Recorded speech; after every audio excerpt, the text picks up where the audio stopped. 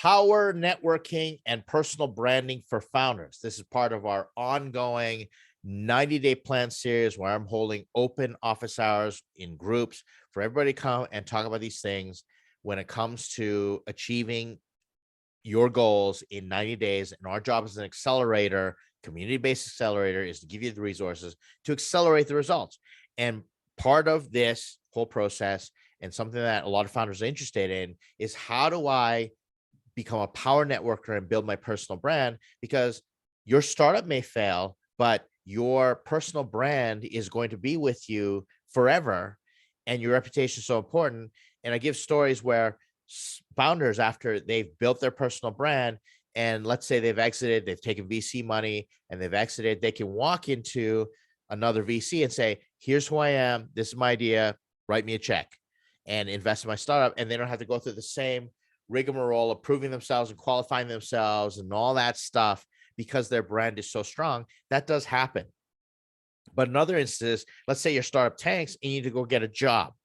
Or let's say your startup gets funding and you need to hire people, or you need help and you want to collaborate with other people, or you want to help other founders. Or let's say that you're a service provider and you want the reputation where leads are coming inbound, you're getting referred versus having to do all this marketing and spend this money on sales and leads and all that stuff. Well, if you have a great personal brand and you're a power networker, well, all that just comes to you.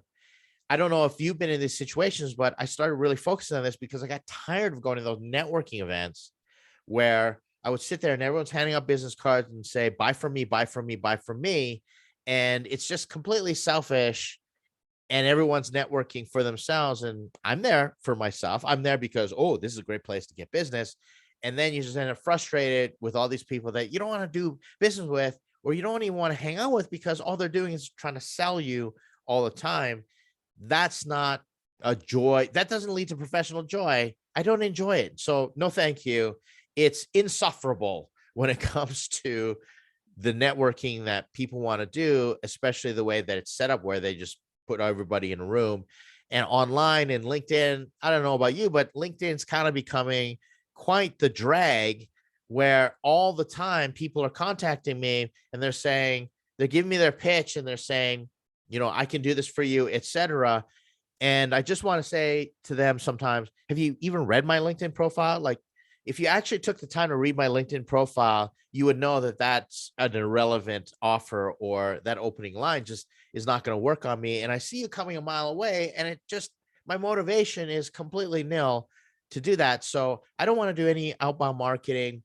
I would like to get to a point where the type of businesses that I do, if I need an investor, I can pick up the phone, or I need a donation, that I have enough of reputation that people are constantly coming to me, and I'm building this power network of people who are always referring business, who just say, oh, you need to meet Ed. You need to meet Ed. So how do we do this?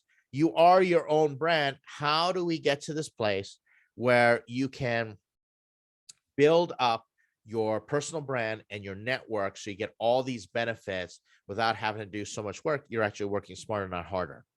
Now, let me give you a caveat for this. This is not an overnight thing. If you're part of our program and our community, we're meeting monthly to help you build. You got to chip away at this. I've been doing this for decades, and it's serving me well. The results do not come overnight, but the best part is the results. It's kind of like you work hard for years to become an overnight success. Suddenly some things start to pop, and then you realize, I'm not spending the same amount of money doing all this outbound, this advertising. They say advertising is a tax you pay for being unremarkable. So imagine if you're totally remarkable and everybody's coming to you, how much better would that be? And that doesn't happen overnight. You have to build this over and over again. So what I'm going to do is I'm going to break down the first lesson of what you want to do, and I'm going to give you an example of how I've done it. And then hopefully you do your homework, and then you come join us, and you can start to work with the other founders, the other entrepreneurs in our community, and begin building this together. Because if you do it with other people, they naturally become part of your personal network. It's great.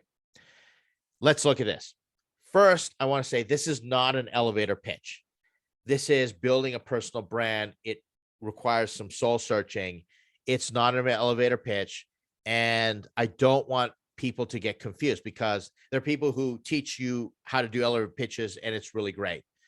Elevator pitches are completely different. You got 30 seconds, you're in an elevator, you got to pitch it, get their interest. I'm talking a personal brand that kind of has its own gravitational pull and people are coming towards you.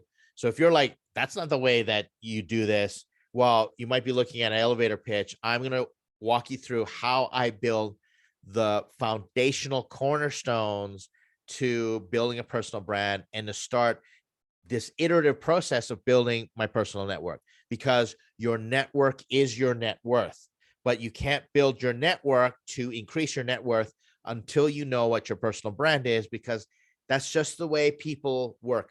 We need to have these neuronal connections, neuroplasticity. For example, I want people to immediately think of my name when something triggers them in terms of, oh, I wish I met a startup advisor or an executive coach or something like that. I want them to immediately go, Ed, because that neural pathway is ingrained and fires instantly, because, well, your brain is the laziest piece of meat in your body. Once it starts developing those pathways, kind of like a sled going down a hill, then what happens is once that path is formed in that hill, ice starts to form and that sled wants to go down all the time. Well, I want my name at the bottom of that pathway. And that's what you want. You want people to immediately think of your name when certain things or business opportunities come up, whatever you're trying to accomplish. Here's how I do it. So I start off with really analyzing my value system, and I want to figure out who I am. And this is important. Who I am outside goes to identity outside of your work, because what you do is not who you are. You are a human being, not a human doing. And people get these confused all the time. So I've done a lot of soul searching and I start to think who I am. And this is my value system. So first, I'm a husband. Second, I am a father. And third, I am a leader. Right?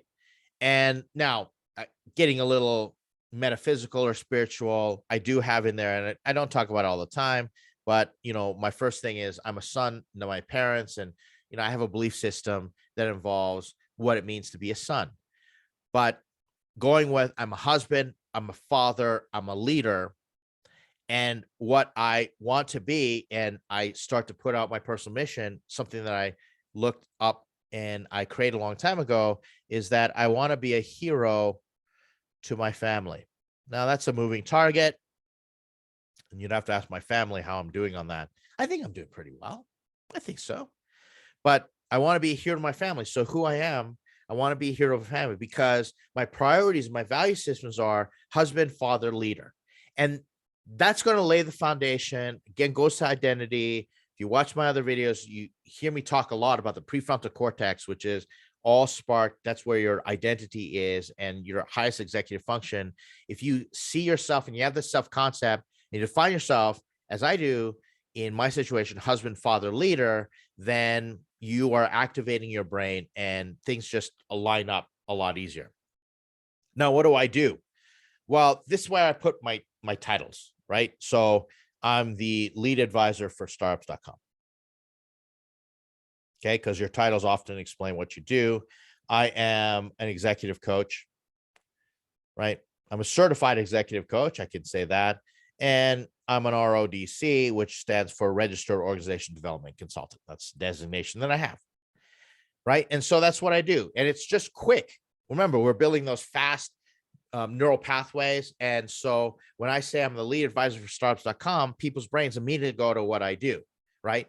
And that's where this is different than an elevator pitch. Some people say, I help people save time and maximize their earning potential, et cetera, right? Okay, we're going to get to those statements, but right now, what I do, you want to define those buckets in terms of titles. So lead advisor for startups.com, executive coach, RDC. If I'm in another context, I'm a general partner for a fund and a consultancy out of China, right? So these are the things that I do. And you can have kind of a portfolio of different things.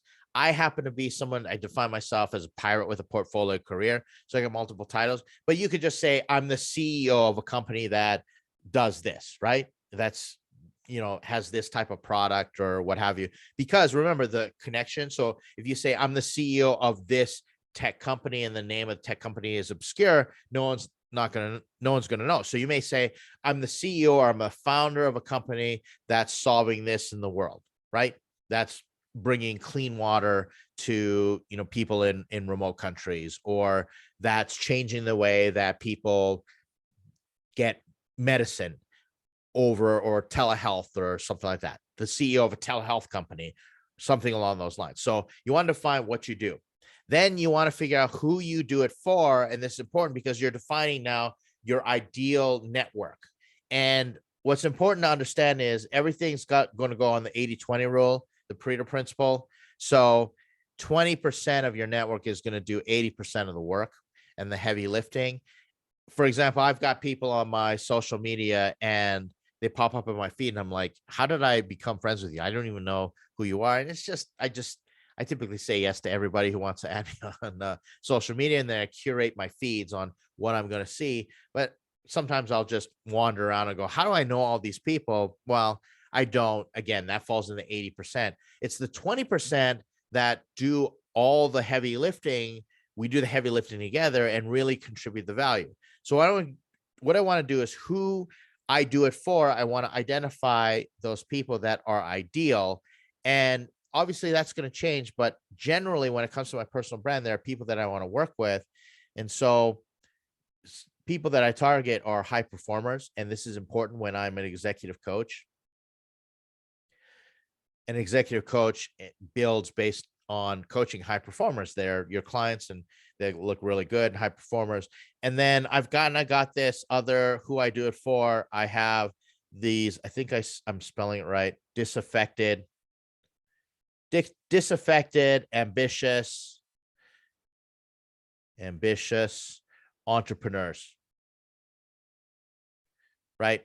Ones who are kind of disaffected with the system, they're alienated. And the reason this is here is because as a husband and a father, my son is a disaffected, ambitious entrepreneur who happens to be 17 years old. And so spending all this time with him, I want to be me for him, right?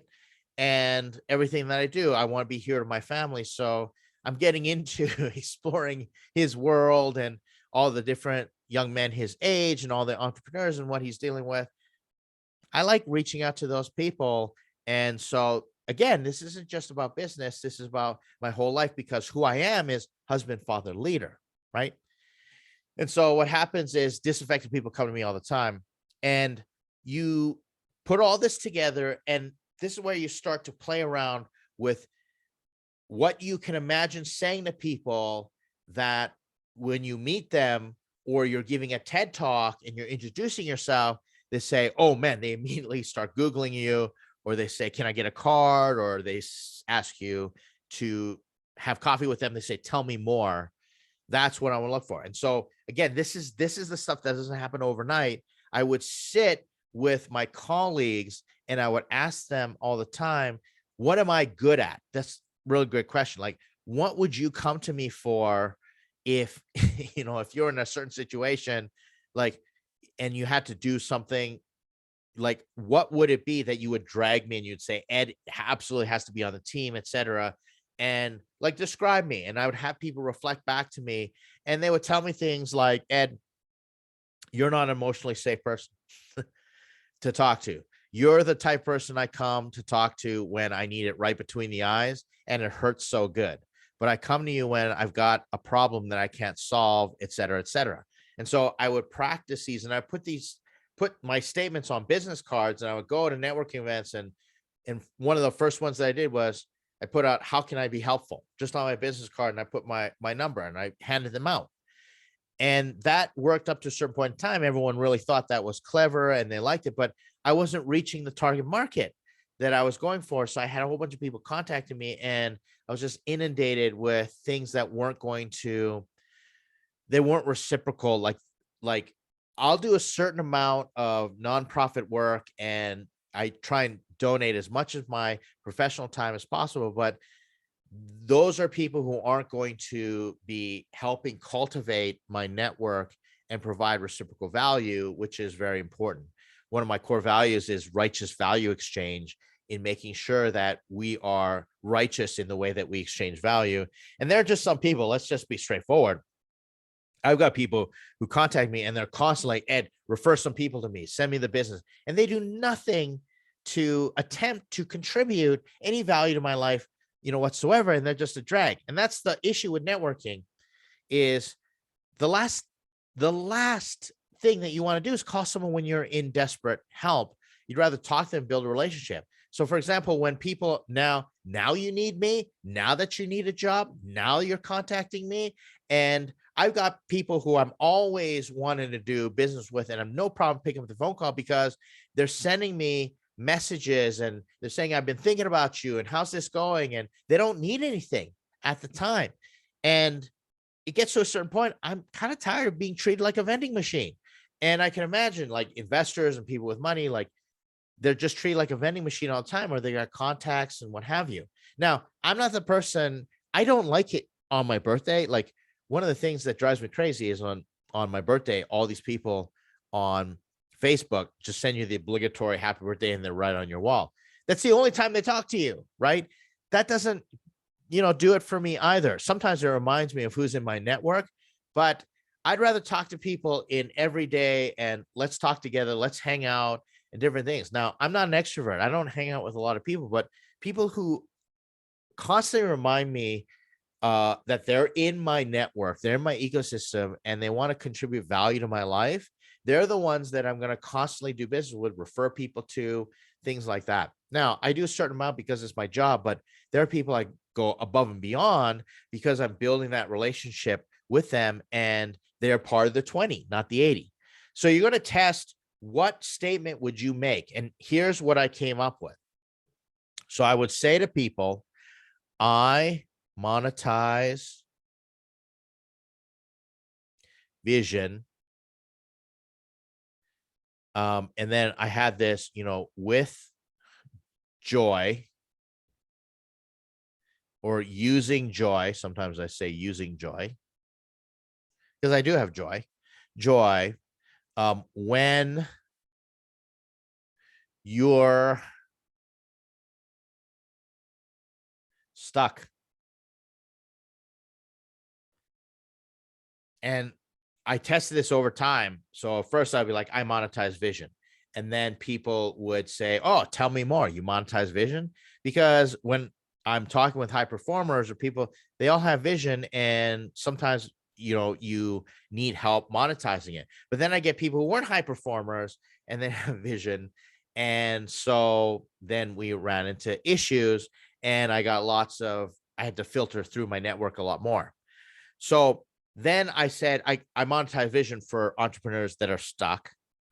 And that definitely moved the needle a lot more. People were like, tell me more. And I'd say, well, let me tell you a story. And they would say, what is that all about? And I said, well, what vision do you have that you might be stuck that could be making money, it's not making money? And then they would tell me. And then after I would add using joy. And they would go, what's with the joy thing? I'd say, well, I'm an executive coach and I'm certified and I specialize in the brain science of high performers or how emotions affect the brain. Notice how that's a lot better than, oh, I'm just an executive coach. Do you need executive coaching type thing, right? Which is a closed question, yes or no. I would then ask questions and I would say, when have you used an executive coach, et cetera? Now that's later on in the conversation. So now I monetize vision using joy when you're stuck. And now I use the word you because then I'm speaking directly to the person and people say, well, I'm not stuck right now. And I go, call me when you are stuck, especially if they're a high performer. And now that's translated very well into advisory when it comes to founders, because guess what? All founders are trying to monetize their vision and founders get stuck all the time because startups are really hard and you're doing things that have never been done before. And you're trying to innovate and disrupt, et cetera.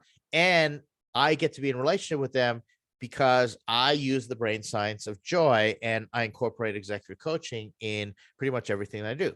So you see how it's all kind of come together, and this works extremely well. Now, again, I'll help as many people with this as possible. I'm always investing. Giving is getting for me. But after a certain period of time, you just get to that 20%, and that's your power network built around your brand. And that connection is always made where they're constantly going to refer you.